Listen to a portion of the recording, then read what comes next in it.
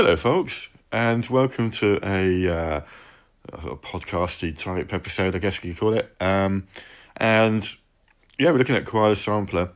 I've done a couple of posts recently on Koala because I absolutely love it.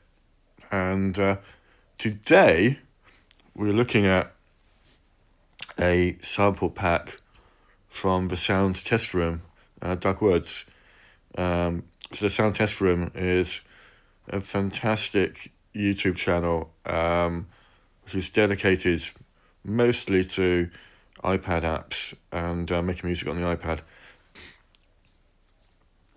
Yeah, Doug's been doing an amazing job with his YouTube channel for many years, and in fact I'm a Patreon of his channel, and with that, at some point along the way, I've got a set of samples in this classic synthesizer pack, which is this basically.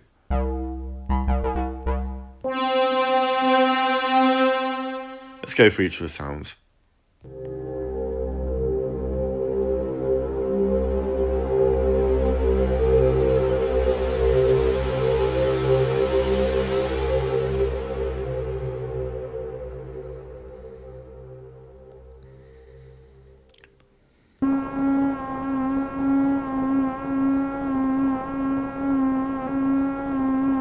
You'll see this one, it's got a loop point, so you can carry on continuously.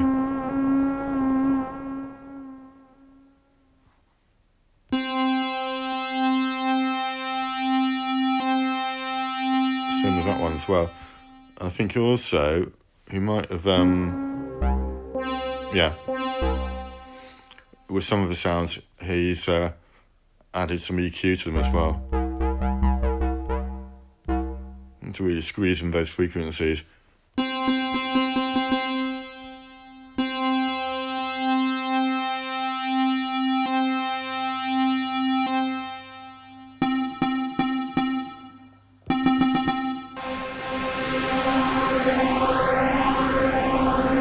a bit of a quail sound in that one. Sort of science fiction sort of synthesizer sounds. Let's face it, synthesizers were made for science fiction, weren't they, really?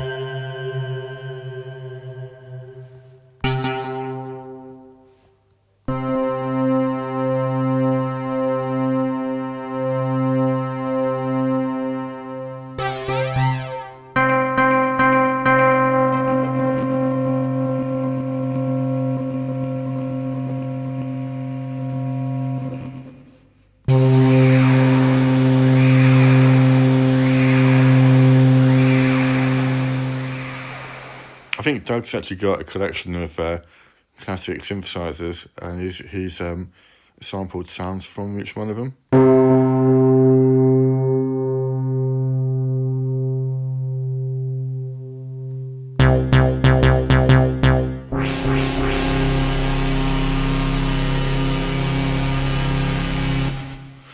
And there's 3 more pages of the sounds. I think it's 128 sounds altogether. Is that right? I think it's got 1, 2, 3, 16 times 4 is 48. 128. I get 128 from maths. I love these bell sounds. So, of course, as soon as you tap on any of these samples, you'll notice that a little keyboard icon appears in the top right-hand corner of the pad that I'm playing. And that means it's now, you can play it as an instrument. So again, sequence.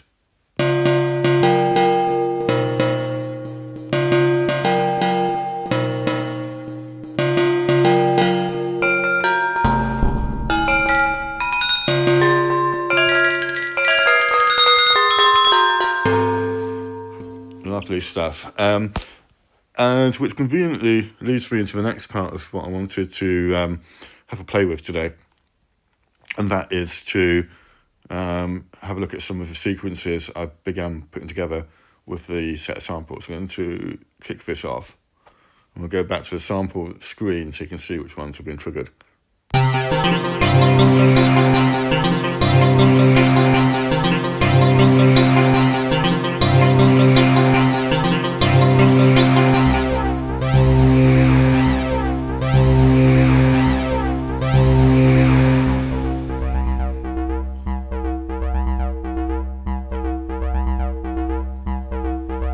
this one's got a little bit of an effect on it as well. So if I go back to a sample, focus it on this one. So I put a bit of EQ on it. In fact, the EQ is already there, but I'm mapping it to bus B. You can see in this menu here. If I go into the perform screen, bus B has a flanger set up on it. So what we can do is have a little play with this.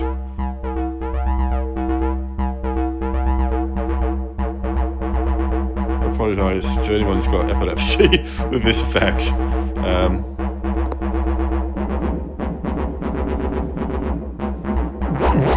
Oh wow!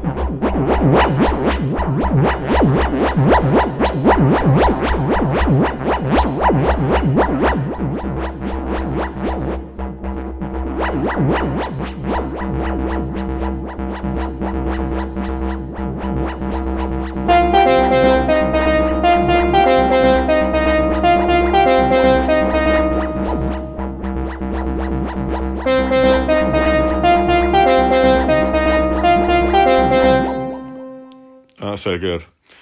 Yeah, so you can see that you can start building up more and more patterns.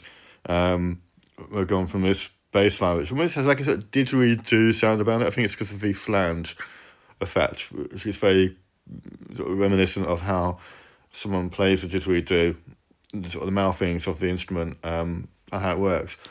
Well, you can carry on adding further patterns, and you have plenty of space to add further ones.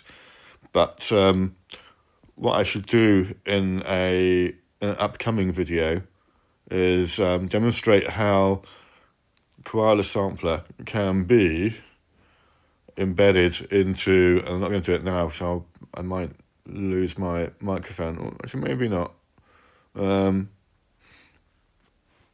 Let's hop across to AUM, because you can do this.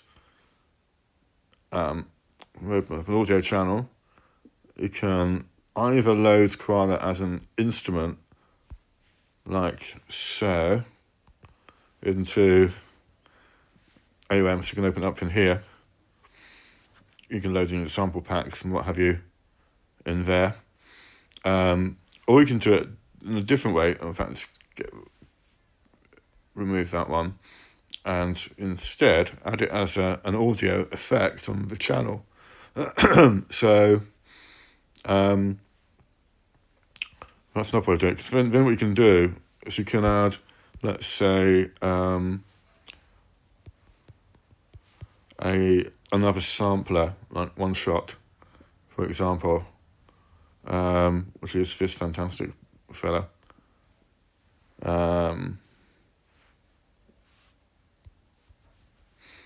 Anything hooked up to make it work in terms of my playing it, but I can route that into this channel, basically by doing what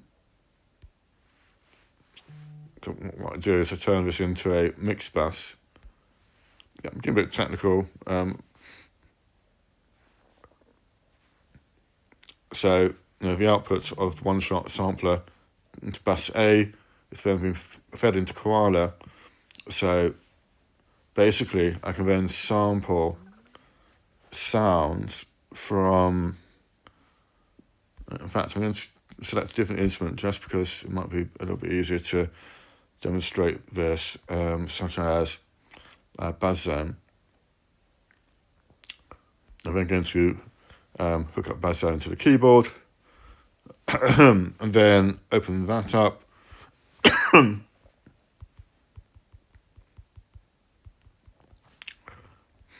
some reason I can't hear my audio. I don't know what's going on there, but we'll do a separate video on this and show you how to do it. But the idea being is that I can play or sequence that instrument and then record by sampling into Koala. And then you can use Koala in the way that you normally use it. So that is that. Thank you very much. And I'll catch you in the next one.